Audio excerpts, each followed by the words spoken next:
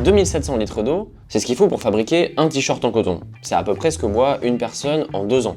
Mais comment se fait-il que produire un seul t-shirt consomme autant de ressources? Aujourd'hui, je vous emmène sur le parcours de fabrication d'un vêtement. Pour fabriquer un vêtement neuf, on suit plusieurs étapes. On commence par créer la matière première, la culture du coton par exemple, qui est très gourmande en eau. Ensuite, la fibre est récoltée, transformée en fil, puis teinte. Une étape énergivore et très riche en produits chimiques. Ce fil est ensuite tissé ou tricoté pour former le tissu, un tissu sur lequel sera positionné de nombreux apprêts. Enfin, ce tissu est découpé et assemblé pour fabriquer le vêtement. Chaque étape consomme des ressources et génère de la pollution. C'est pour ça que 6 à 10% des émissions de CO2 mondiales proviennent de l'industrie textile. En upcycling, on ne crée pas de nouvelles matières. On saute les étapes qui représentent 90% de la pollution.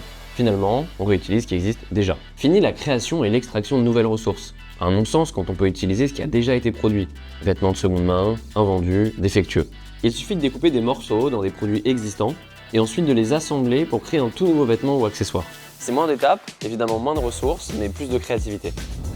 L'upcycling, c'est tout simplement la façon de produire la plus écologique aujourd'hui. Et si vous voulez savoir pourquoi, avec chiffres à l'appui, je vous donne rendez-vous dans la prochaine vidéo.